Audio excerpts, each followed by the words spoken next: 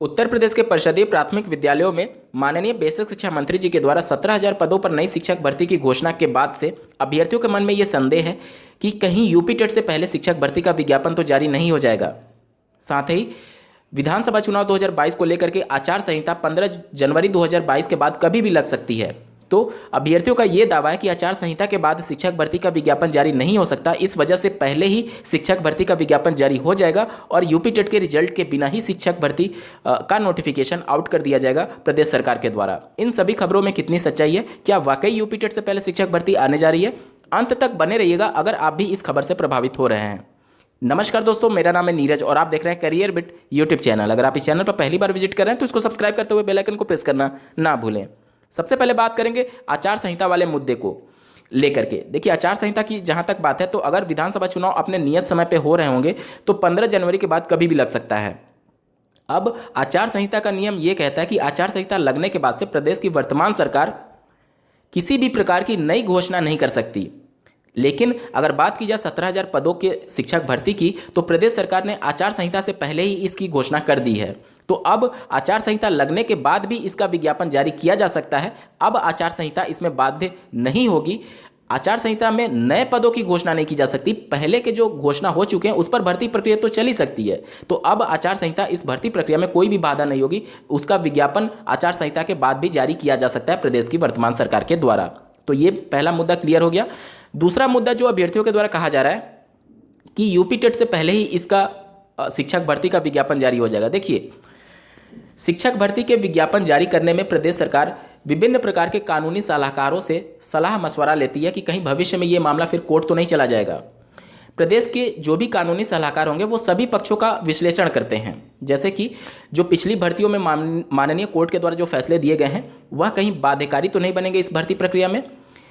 तो इसी प्रकार का मैं एक मामला आपको बताना चाहता हूं कि वर्ष 2020 में माननीय सुप्रीम कोर्ट के द्वारा जब 69,000 सहायक अध्यापकों की भर्ती में क्वालिफाइंग मार्क्स के संबंध में अंतिम रूप से फैसला दिया गया था, उसमें एक वर्डिक्ट माननीय सुप्रीम कोर्ट के द्वारा मेंशन किया गया था कि जो शिक्षा मित्र हैं उनको आने वाली शिक्षक भर्ती में तीसरी बार प्रदेश सरकार को मौका देना अनिवार्य होगा। और उस समय सरकार ने भी ये स्वीकार किया था कि आने वाली शिक्षक भर्ती में शिक्षा मित्रों को वो अतिरिक्त वेटेज देंगे, जो 25 अंक का गुणांक दिया जाता है अतिरिक्त उनके एक्सपीरियंस के आधार पर, और उम्र में छूट देंगे। तो प्रदेश सरकार इसके लिए राजी है। ठीक है। अब अगर प्रदेश सरकार जिस प्रकार से 69,000 सहायक अध्यापकों की भर्ती में मनमाने ढंग से कार्यवाही कर रही है, चाहे वह पदों को जोड़ने का मामला हो या फिर 27% और 21% के पूरे मामले को सुलझाए बिना ही 6,000 पदों को जोड़ने का मामला हो, तो अगर शिक्षक भर्ती का विज्ञापन जारी कर देती है यूपी टेट से पहले प्रदेश की सरकार, तो इसमें कोई आश्चर्य की बात नहीं होनी चाहिए जिस प्रकार से उनकी कार्यवाही चल रही है। लेकिन अगर वो ऐसी गलती करती है तो फिर ये मामला माननीय कोर्ट में जाएगा, क्योंकि माननीय कोर्ट ने कहा था, माननीय सुप्रीम कोर्ट ने कहा था कि प्रदेश सरकार को शिक्षा मित्रों को तीसरी भर्ती में एक बार और मौका देना पड़ेगा। अब देखिए, उत्तर प्रदेश के जितने भी शिक्षा मित्र हैं अभी वर्तमान में 1,58,000 शिक्षा मित्र हैं, जिसमें से काफ़ी शिक्षा मित्र ऐसे हैं जो कि अभी तक यूपी टेट क्वालिफाई नहीं किए हुए हैं या फिर सीटेट क्वालिफाई नहीं किए हुए हैं।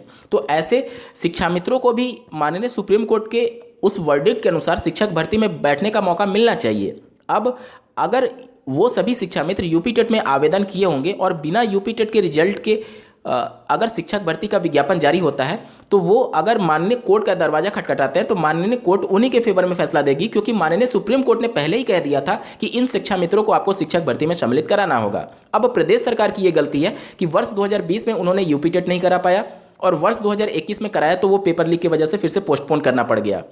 तो कानून जो भी फैसले देती है वो सभी साक्ष्य के आधार पर और पुराने जो फैसले दिए गए हैं उसके आधार पर देती है। हमारी आपकी संवेदना के आधार पर या फिर लाखों की संख्या में बेरोजगार बैठे हुए उन सब तर्कों पर उनका फैसला नहीं होगा। उनका जो फैसला होगा वो साक्ष्य और पुराने जो फैसले दिए गए हैं उनके आधार पर होता है। अब बहुत से अभ्यर्थी इस बात से भी इत्तेफाक रखते होंगे कि डीएलएड 2017 बैच या फिर पहले के बैच के अभ्यर्थी लगातार 3 साल से शिक्षक भर्ती की मांग कर रहे हैं। ये बिल्कुल सही है और उनके लिए शिक्षक भर्ती आनी भी चाहिए। प्रदेश सरकार इसमें पूरी तरीके से विफल रही है, क्योंकि शिक्षक भर्ती आप ये जरूरी नहीं है कि आप 70,000, 80,000, 1 लाख शिक्षक भर्ती 5 साल में एक बार दें। आप उसी भर्ती को टुकड़ों टुकड़ों में कर करके अगर 1 साल 2 साल में शिक्षक भर्ती निकालते रहें तो इतना बवाल होगा ही नहीं। आप प्रत्येक साल बीएड डीएलएड की सीटों में बढ़ोतरी करते जाते हैं, लेकिन शिक्षक भर्ती उस रेशियो के हिसाब से नहीं आ पाती जितना अभ्यर्थी प्रशिक्षित होकर के बाहर निकल रहे हैं। तो आखिर ये सभी प्रशिक्षित अभ्यर्थी समायोजित कहाँ होंगे? तो ये तो उनका तर्क सही है कि हम 3 साल से 4 साल से शिक्षक भर्ती का वेट कर रहे हैं, लेकिन माननीय कोर्ट के द्वारा जब फैसला दिया जाएगा तो वो साक्ष्यों के आधार पर ये दिया जाएगा। और इस मामले में शिक्षा मित्रों का पक्ष बहुत ज़्यादा मजबूत है, क्योंकि माननीय सुप्रीम कोर्ट ने उनको आने वाली शिक्षक भर्ती में मौका देने के लिए कहा है।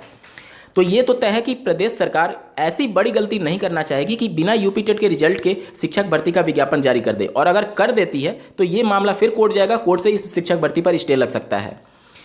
तो ऐसे अभ्यर्थी जो यूपी टेट 2021 के 23 जनवरी 2022 की परीक्षा में सम्मिलित होने जा रहे हैं, वो पूरी तरीके से निश्चिंत रहें।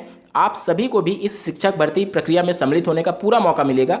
और अभ्यर्थियों का ये भी तर्क हो सकता है कि जो जूनियर एडेड शिक्षक भर्ती जारी की गई थी उसमें बिना यूपी टेट के रिजल्ट का वेट किए, यानी बिना यूपी टेट कराए ही शिक्षक भर्ती क्यों आ गई? तो देखिए, उस भर्ती के संबंध में कोई भी ऐसा माननीय कोर्ट के द्वारा फैसला नहीं दिया गया था, इस वजह से वो भर्ती प्रक्रिया प्रभावित नहीं हुई और वो मामला माननीय कोर्ट नहीं गया। लेकिन मामला प्राथमिक शिक्षक भर्ती का है। प्राथमिक शिक्षक भर्ती से संबंधित माननीय सुप्रीम कोर्ट ने पहले ही कह दिया है कि आने वाली शिक्षक भर्ती में शिक्षा मित्रों को मौका देना होगा। तो इस वजह से ये मामला कोर्ट जा सकता है, और अगर कोर्ट गया तो शिक्षा मित्रों के फेवर में ही फैसला आएगा, और यूपी टेट के रिजल्ट का हर हाल में वेट करना होगा प्रदेश की सरकार को। तो शिक्षक भर्ती का जो विज्ञापन है वो 25 फरवरी 2022 यानी जब यूपी टेट का रिजल्ट जारी होगा उसके बाद ही प्रदेश सरकार जारी करेगी, और उसके बाद ही इस भर्ती प्रक्रिया की सभी कार्यवाही शुरू की जाएगी। दोस्तों, आप लोग का क्या कुछ सोचना है इस पूरे मुद्दे पर कमेंट करके जरूर बताइएगा, और ऐसे ही महत्वपूर्ण अपडेट के लिए इस चैनल को सब्सक्राइब करना ना भूलें। इस वीडियो को देखने के लिए आपका बहुत बहुत धन्यवाद। भगवान करे आपका दिन शुभ हो।